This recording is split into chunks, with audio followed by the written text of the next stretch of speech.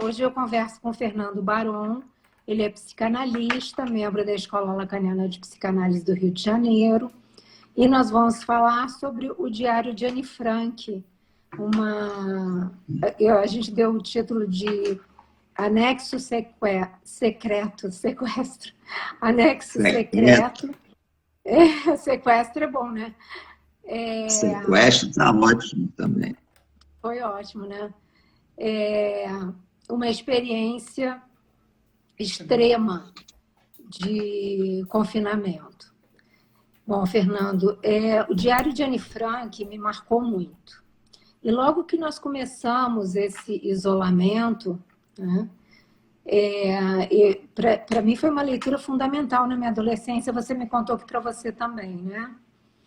E logo que começou o confinamento, uma das coisas que eu pensei é que o que esse diário poderia nos trazer, o que essa experiência poderia nos trazer num momento como esse. Primeiro, que a gente tem que deixar claro é que não há paralelo entre a Segunda Guerra Mundial e o que aconteceu aos judeus naquele período, que possa ser comparado com o que ocorre hoje.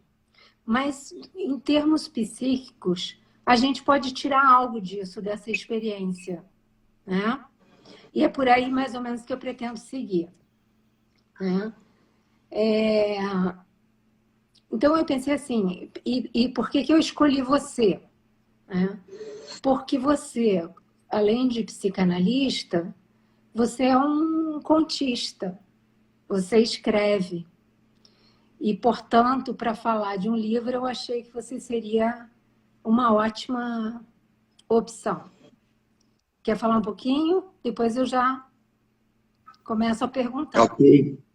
Deixa eu dar boa tarde a Helena e a todos que nos assistem nesse evento da Escola Lacaniana de Psicanálise. E confesso com apreensão que eu recebi e aceitei o convite por se tratar de um livro icônico que nós podemos dizer que se tornou já um clássico, não é?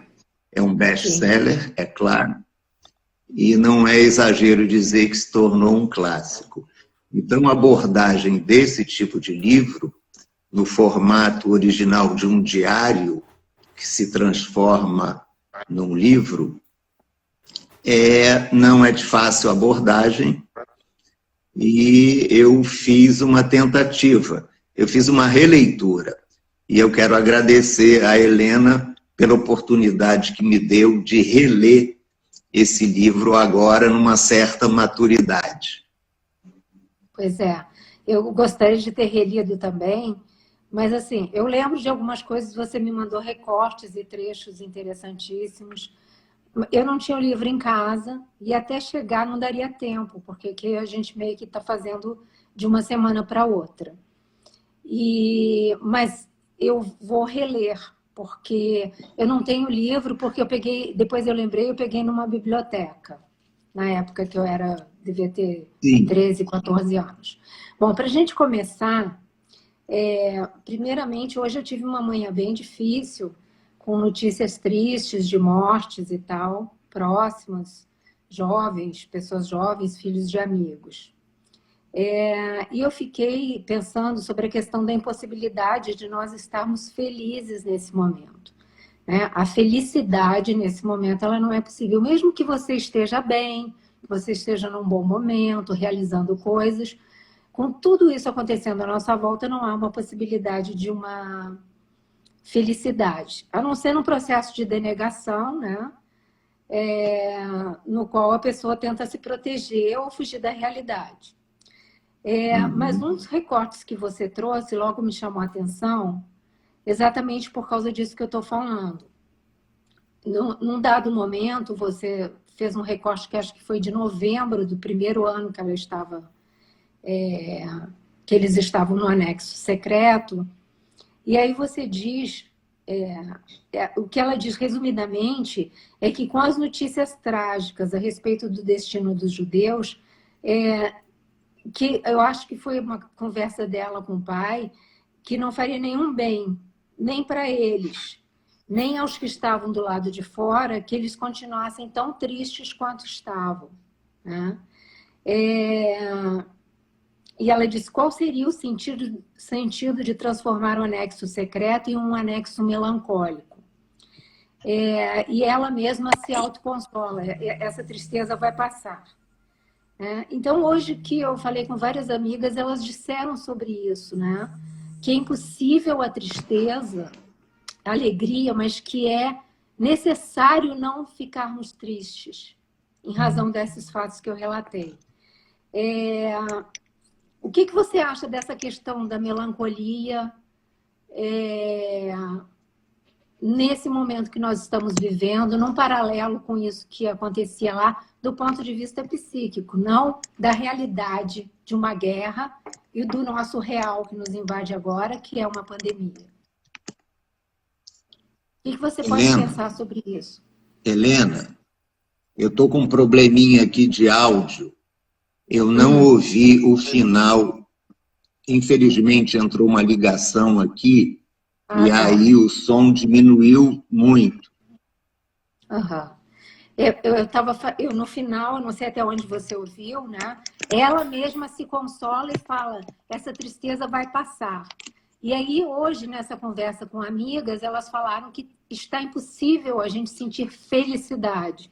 Felicidade já é algo... Helena, eu não estou ouvindo. Eu vou precisar, eu acho que sair e entrar novamente. Eu não estou te ouvindo. Novo, então. Me dá licença, por favor. Te aguardo aqui. Bom, eu estava falando sobre um recorte que você trouxe sobre a questão que a Anne Frank falou, de que adiantaria eles ficarem tristes ali dentro, que não faria nem bem para eles, nem bem para as pessoas do lado de fora. E ela fala, deixa eu ver,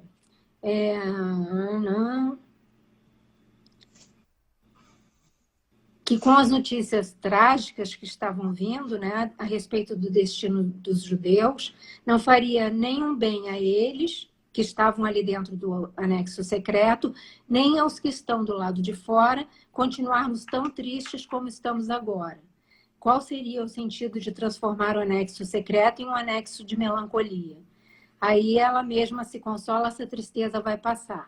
Em razão disso que eu comecei a contar, sobre essa conversa de hoje com amigas, sobre a impossibilidade de felicidade, que já é algo pontual na vida da gente, felicidade é instante, né? Mas assim, nos sentirmos felizes há uma impossibilidade, mas também é preciso que a gente não caia nessa melancolia, né?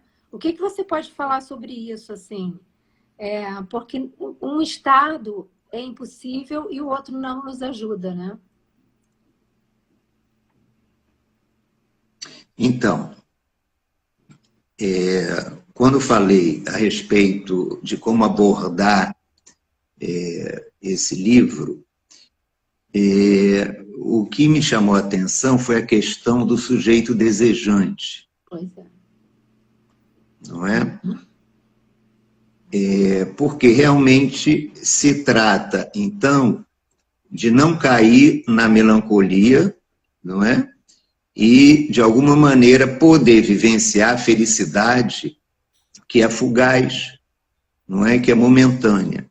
Mas, enfim, eu vim pensando nessa questão que ressalta da clínica, hoje, nesses tempos de coronavírus, que diz respeito a uma posição depressiva que se apresenta, em particular, entre adolescentes, na adolescência. Não é?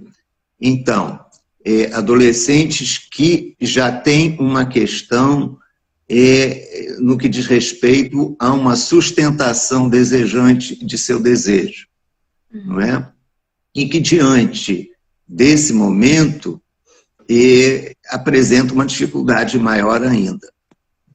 Quando eu li o livro, eu pensei exatamente isso, quer dizer, você fala de um paralelo entre duas situações, não é?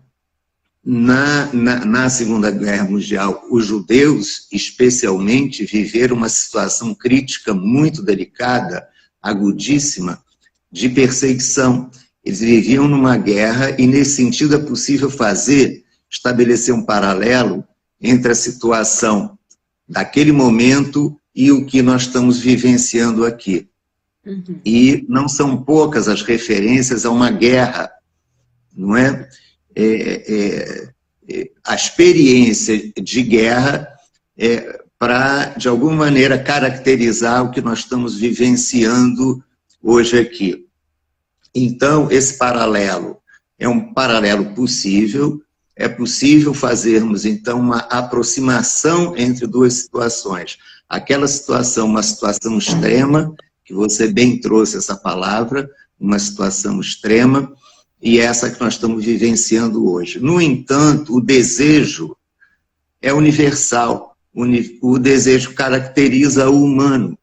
Então, nós temos situações de presentificação e sustentação do desejo, seja em uma situação, seja em outra situação. Não é? Então, a minha linha de trabalho, de abordagem, decorre daí. De alguma maneira, o livro se presta, como um bom livro, sempre, a várias abordagens, a várias leituras. A minha leitura seguiu essa linha de raciocínio. O fio condutor é a questão desejante que se apresenta no livro e que parte, que tem de alguma maneira como origem, a meu ver, a figura do pai da Anne Frank, que emerge pelos olhos apaixonados dela, não é? Emerge no livro.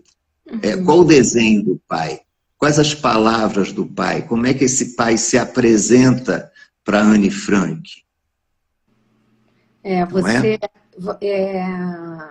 Inclusive sobre isso, da questão do desejo, que eu acho que a única maneira de se fazer algo com esse momento, com essa tristeza também agora, num outro momento, num outro recorte que você fez, ela traz as informações estando ocupadíssima, né? Ela estava fazendo traduções, resolvendo problemas de matemática, e quem era o alimentador disso era o pai, né? Sim, isso. Era o pai, exatamente. Alimentador era o pai. Eu queria poder falar um pouquinho a respeito da questão, porque eu estou fazendo um recorte, Helena, da adolescência. A adolescência, ela impõe ao sujeito de cara dois trabalhos, não é? Um trabalho que diz respeito ao real do sexo, que se apresenta na adolescência, com irrupção pulsional, né, com uma forte vida pulsional emergente aí no momento, e, por outro lado, o trabalho de um luto em relação aos ideais parentais. É preciso fazer uma desidealização dos pais, não é? São dois trabalhos que se apresentam, que se impõem ao adolescente, não é? Ele se vê confrontado com isso, não é? Então, como é que fica o desejo nessa situação? Né? De que maneira o pai pode se apresentar como facilitador do desejo? Não é? E aí eu gostaria, você está ressaltando, está trazendo, está pensando algumas passagens, eu gostaria de poder trazer, e aí se você puder comentar, o que foi, de que maneira, então, um pouco contextualizar, se trata de um diário, Anne Frank escreve um diário que se inicia antes do cativeiro, antes desse momento aí em que ela fica confinada.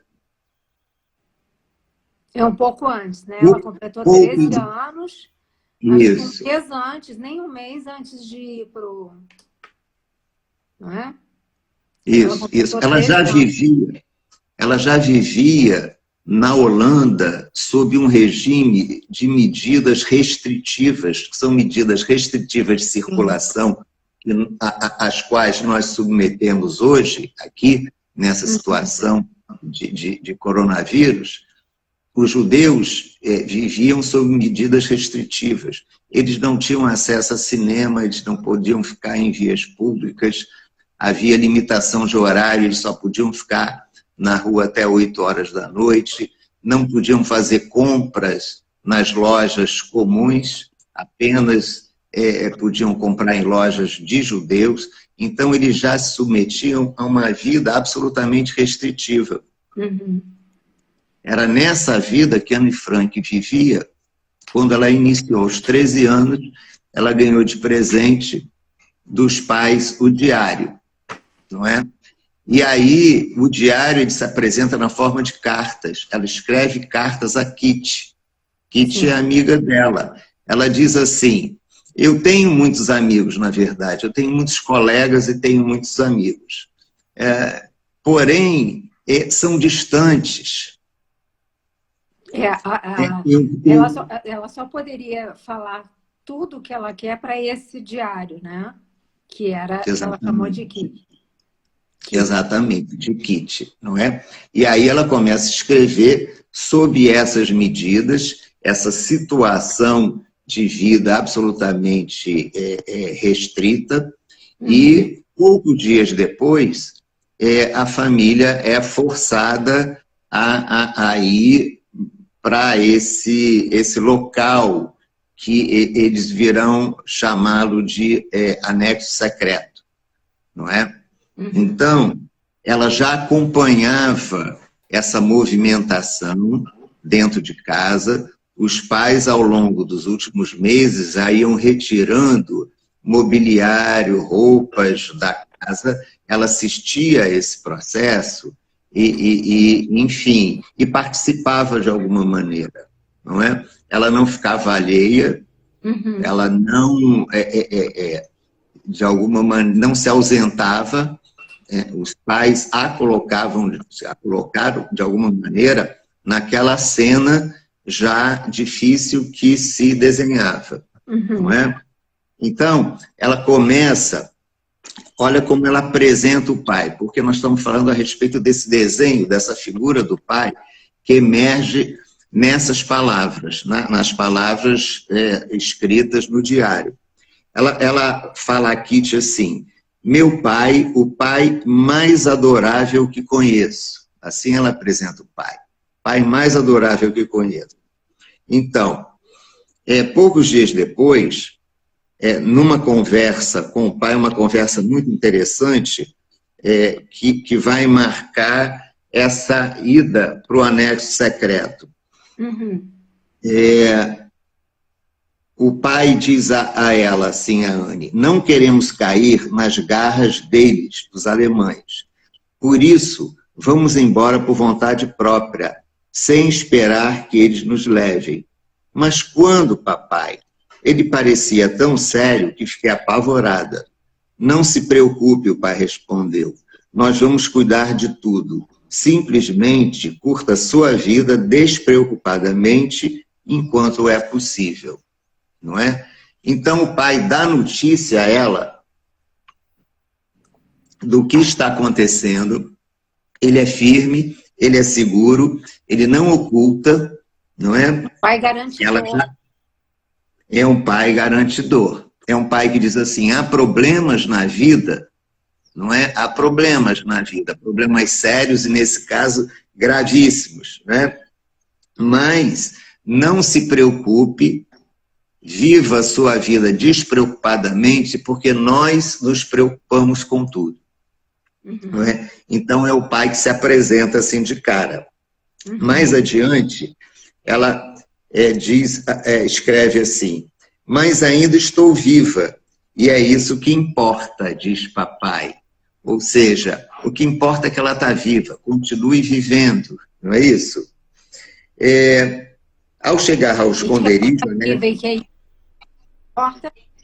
Que ela está viva, e que é isso que importa, é esse pai garantidor, e a Teresa Nazaré Sara usou aqui uma alimentador. Ela botou um I. Alimentador. Alimentador. Sim, sim, muito bom.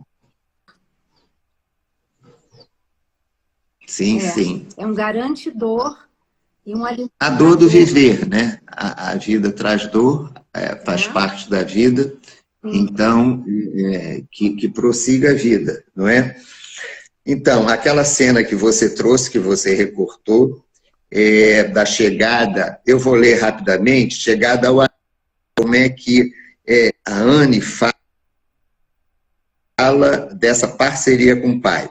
Se quiséssemos dormir em camas decentes aquela noite, teríamos que começar imediatamente a arrumar a bagunça. Mamãe e Margot é a irmã mais velha dela, não conseguiam mover um músculo. Deitaram nos colchões puros, cansadas, arrasadas. Mas papai e eu, os dois faxineiros da família, começamos logo. Durante o dia inteiro, tiramos coisas das caixas, enchemos os armários, martelamos pregos e arrumamos a bagunça, até cairmos exaustos à noite, em nossas camas limpas. Não comemos uma refeição quente naquele dia, mas não nos importamos. Margot e mamãe estavam cansadas.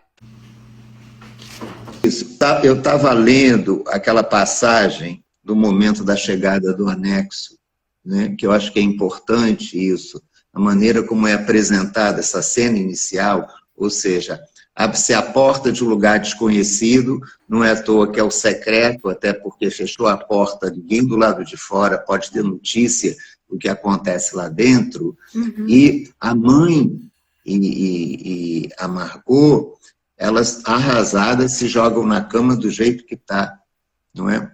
E ela vai preparar tudo com o pai, né? É uma parceria muito interessante, muito curiosa, não é?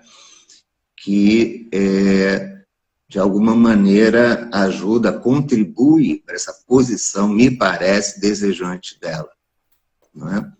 Então, você sabe que eu gostei muito quando ela falou, eu e papai, os faxineiros, cuidaram de tudo. Sim. As duas estavam muito cansadas, né?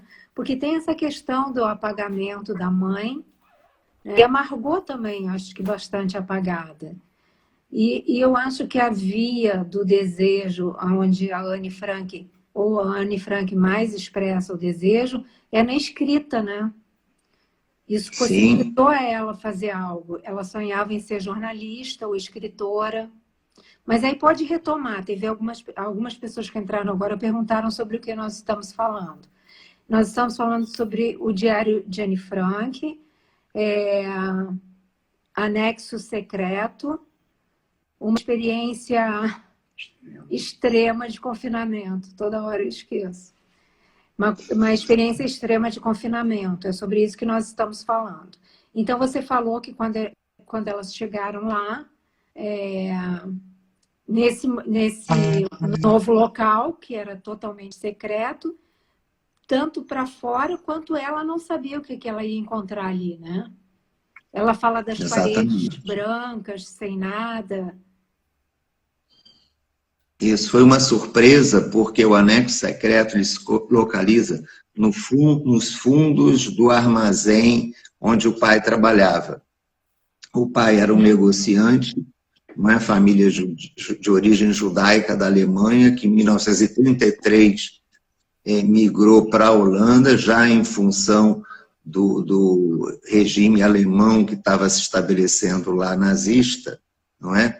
E o pai é um negociante, ele tem esse negócio. O anexo secreto ele se situa nos fundos desse armazém, desse depósito, não é? Então, tem a apresentação do que eu acho fundamental, a apresentação das situações, até nesse caso, até esperada, ela sabia que isso ia acontecer, mas tinha todo esse desconhecido, né? Então, o anexo, ela vai dizer assim, é o lugar ideal para se esconder. Pode ser úmido e torto, mas provavelmente, cara, nós estamos falando sobre a questão da apresentação, que eu acho fundamental, das coisas da vida pelo pai. A maneira como é feita. Comentou na outra, que agora eu acabei de fechar, sobre Sim. ela fazer um par com o pai. Sim. Né? Certo. E eu achei isso bem interessante, assim, porque ela faz um par e ela fala também, a Teresa Nazar, da questão da angústia, que algumas pessoas precisam se movimentar, até fisicamente. Né? Sim. Eu até sou um pouco assim, né? Sou bastante assim. A angústia me bota em movimento. Sim. A Anne, eu acho que era um exemplo vivo disso, né? Inquieta, ela inclusive, eu não falei, não sei se todos sabem a respeito dos moradores daquele anexo secreto, na verdade, foram duas famílias e mais tarde se juntou um amigo do pai. Isso. A essas duas famílias, não é? Então, de início, ela dormia num quarto pequeno com a irmã Margot, os pais dormiam em outro quarto, a outra família era constituída por um casal parental e um rapaz adolescente, por quem ela viria a se apaixonar mais tarde, depois. De início, um rapaz sem graça, tímido,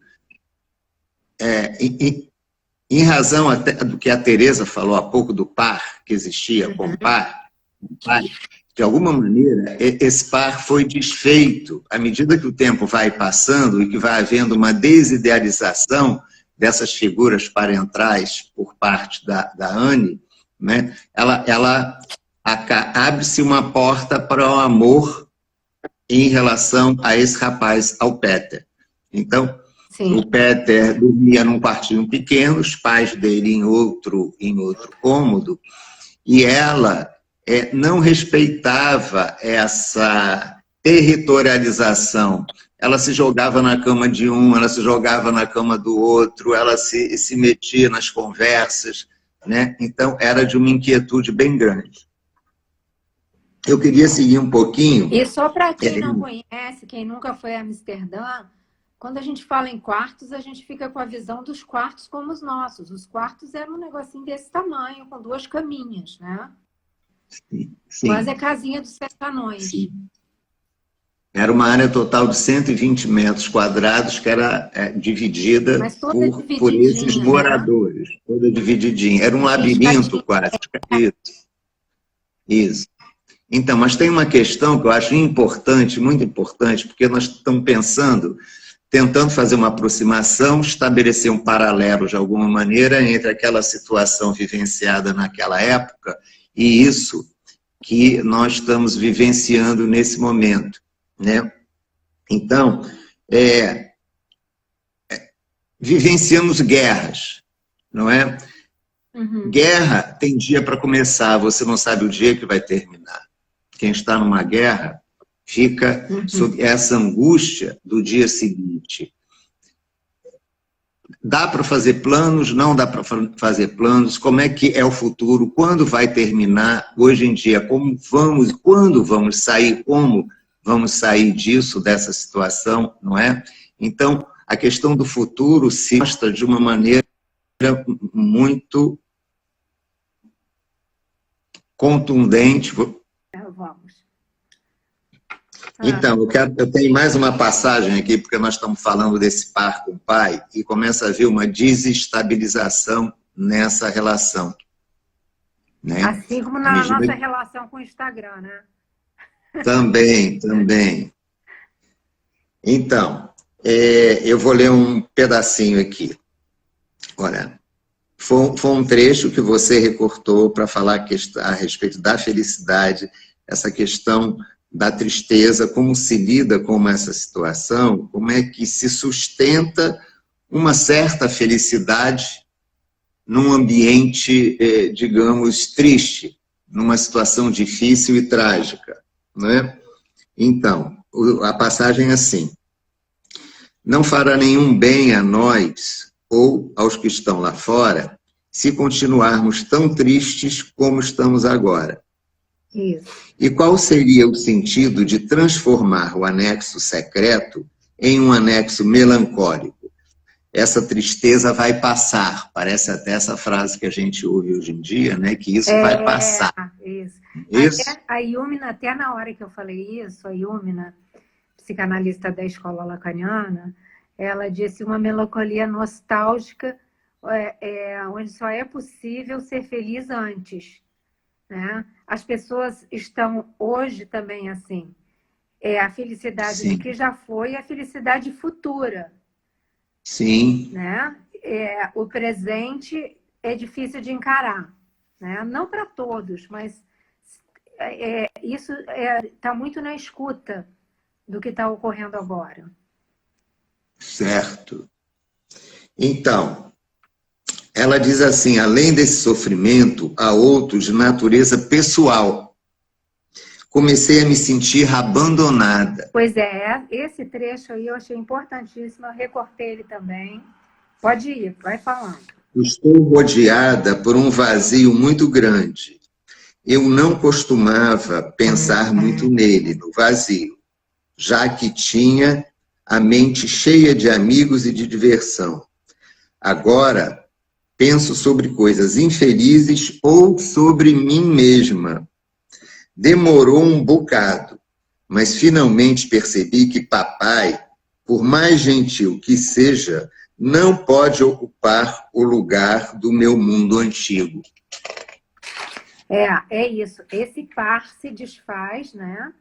Mas tem um outro ponto. Continua para terminar a frase. Isso. Então, gostaria de gritar com mamãe, com Margot, com os Vandam, que são... A outra família. A outra família, exatamente. E com o papai também. Me deixem em paz, deixem que eu tenha pelo menos uma noite sem ir dormir, sem os olhos ardendo e a cabeça latejando. Deixem que eu vá embora, embora de tudo, embora desse mundo. Não é? Então o pai está incluído aí. Não estou, mais adiante ela diz, não estou mais satisfeita com o afeto sem sentido, com as conversas supostamente sérias. Sinto falta de alguma coisa que papai é incapaz de me dar. Não tenho ciúme de Margot, nunca tive. Não invejo seu cérebro, nem sua beleza. Só gostaria de sentir que papai realmente me ama, não porque sou sua filha, mas porque sou eu, Anne. Eu me agarro ao papai porque meu desprezo por mamãe cresce a cada dia. Ele não entende que, às vezes, preciso demonstrar meus sentimentos com relação à mamãe. Ele não quer falar disso e evita qualquer discussão relativa às falhas dela. Uhum. O pai tentava tamponar a falta daquela mulher, né? Para a filha. Se apresentava como alguém que poderia ser tudo para ela. Ou ela lia assim. Ela lia, talvez, assim, antes, não é? Mas passou a não ler mais. Passou a não ler mais. Uma das coisas que grita muito nessa frase é a questão da necessidade do convívio com outros adolescentes. Há toda uma linguagem, embora fosse uma outra época muito diferente, e é isso que ela dá um grito aí de desabafo em relação a isso. Que ela queria gritar, e ela fala que... E aí eu queria fazer só um recorte aqui de um ponto que ela fala que não era possível preencher, ocupar o lugar do nosso mundo antigo. Ela fala do vazio, finalmente percebi que para o lugar do meu mundo antigo. E aí eu acho que isso aponta também para a questão do vazio estrutural. Helena, deixa eu ler rapidinho aqui a última passagem que eu tenho para finalizar essa leitura, meu desejo de ter alguém com quem conversar ficou tão insuportável que, de algum modo, enfiei na cabeça que tinha de escolher Peter. Então, era o único menino que tinha, na verdade. Ela vai lhe falar a respeito disso. Não pense que estou apaixonada por Peter, porque não estou. Se os Van Damme tivessem uma filha, e não um filho, eu tentaria ficar amiga dela. Sim. Mas ela se apaixona por ele, não é? E eles acabam, não sei se podemos dizer se eles namoram, mas eles se beijam, enfim. Então, há uma abertura de uma porta ali para ela, para determinadas vivências. Você falou a respeito da escrita, não é? Que é uma sustentação de desejo pela escrita, pela via da escrita, não é? E pela via amorosa também. Não sabemos qual seria o destino dela em relação a isso, mas pelo menos essa questão do par com o pai se desfez e ela pode realmente conversar com o outro sexo. Houve a possibilidade de abertura para isso. Tentativa de encontro com o outro, não é? Ela, não sei se todos sabem, mas ela não sobreviveu, né? Houve uma delação, uma denúncia, um certo dia, inesperadamente, chegou a polícia, a SS nazista, enfim, e os levou para um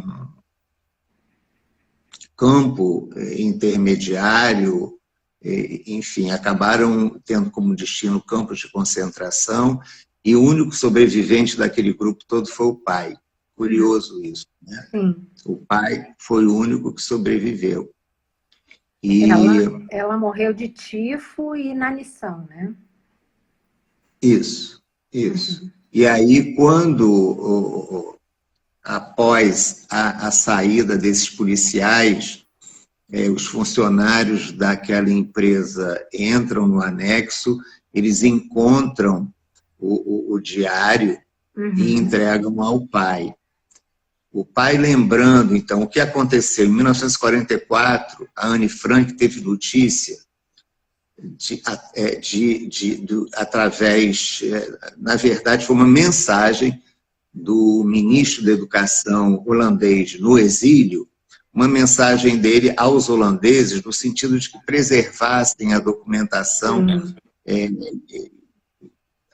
que dissesse respeito ao cotidiano, diários e documentos escritos a respeito da vida dos holandeses durante aquele período de ocupação alemã na Holanda. Quando ela tem notícia disso, ela decide revisitar o diário e reescrever para que ele tivesse um formato até de um livro a ser publicado. De um romance, né? Isso. Ela ouvia, junto com a família, as notícias na BBC, na hora que o pessoal do armazém saía para almoçar. E ali é que ela escutou essa mensagem que foi dada, de que eles deixassem, escrevessem documentos e contassem histórias, né, numa tentativa de tentar resgatar algo disso que aconteceu pela via da observação de cada pessoa que viveu. Até porque é uma história única mesmo, né? Ela até inventa um nome para a família, eu falei, teria outro nome. Você está me ouvindo? Sim. Tá. Estou ouvindo, Helena. Assim, o pai, de alguma maneira, dá vida ao desejo dela. Sim. Depois da morte dela, não é? Exato. Ele cria uma fundação, Anne Frank, não é? Na Holanda, e que é herdeira dos bens, o bem maior é o diário de Anne Frank. Né? Sim. E ele ainda não caiu em domínio público, porque o pai... quer dizer, a Fundação Anne Frank é que alega que o pai participou da edição final, seria um dos autores, enquanto todos os autores não completar 70 anos da morte de todos os autores, a obra não entra em domínio público. Por isso que ainda não entrou em domínio público o Diário de Anne Frank. Ah, sim, eu não tinha notícia disso. É. Obrigado pela notícia. Ele morreu, acho que em 1980, então só 70 anos depois de 1980, que vai dar 2050, sim. Não é isso? Aham, sim.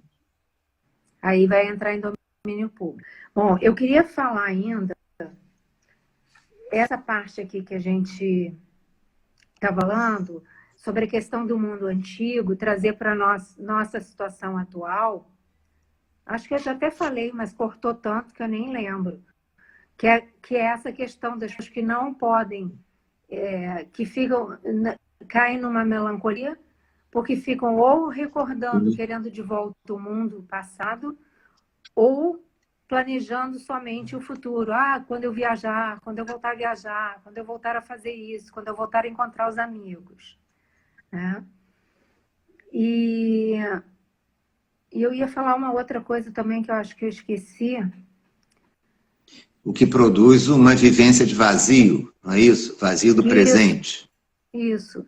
Porque também tem isso que ela falou, que ocupar esse lugar que o mundo dela antigo ocupava, que ela agora se vê cercada de um vazio muito grande, que ela tinha a mente cheia de amigos e de diversão.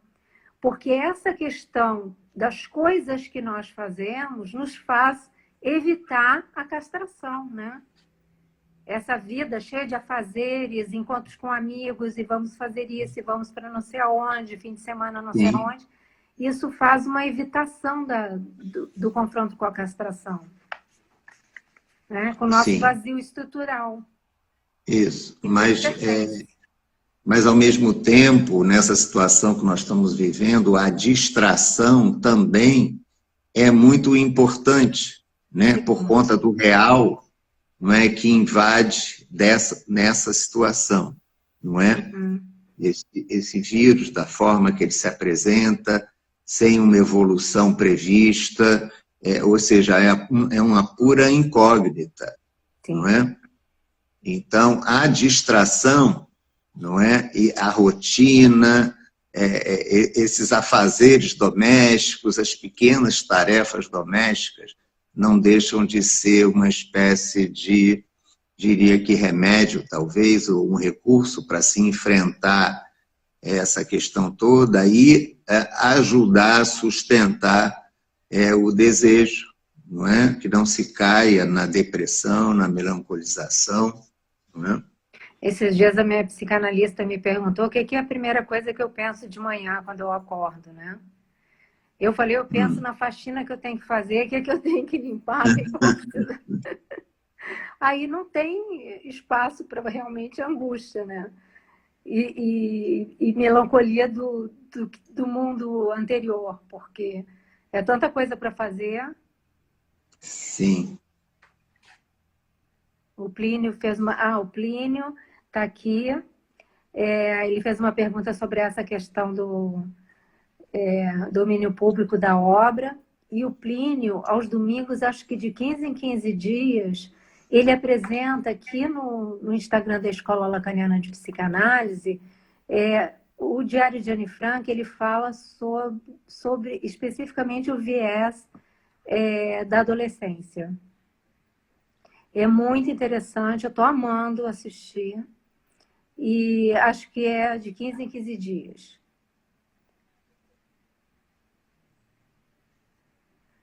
A Tereza Nazar falou, ficar de cara para a castração exige, por razões de sobrevivência subjetiva, que haja coisas a fazer. É isso. É isso. Da mesma maneira, também desenvolvendo coisas novas de trabalho, não é só faxina, não. Mas é para isso que aponta como uma possibilidade de lidar com a angústia desse momento e não nos deixarmos cair na melancolia ou somente no sintoma também. Sim, sim. O Plínio está falando, recursos para minimamente sustentar o desejo. Isso, olha, o Plínio está a cada 15 dias falando nisso. Você quer falar mais alguma coisa? A gente tem mais alguma pergunta? Porque as perguntas nós fomos perdendo à medida em que nós tínhamos que fechar. Sim, sim. Você quer Sim. falar mais alguma coisa, Fernando? Não, eu acho que o mais importante do que eu pensei foi apresentado, lamentando os cortes que perde a sequência do pensamento, Nossa, não é? horrível. Com vários cortes, né? Mas nós estamos vivendo com cortes, então é isso, aprender a lidar com eles, não é? E poder seguir a vida. Eu acho que, de alguma maneira, há ensinamento no livro, é importante a conversa, não é? E que ensinamentos para poder até Exato. ajudar a lidar, cada um, pensar como vai enfrentar essa situação de angústia, não é? Que os adolescentes já vivem. Semana que vem. Obrigada, Fernando. Obrigado a você. Por você aqui. Foi ótimo. Você viu que as pessoas voltaram e voltaram e voltaram para poder... Também insistiram todos, né? Também insistiram, estiveram aqui.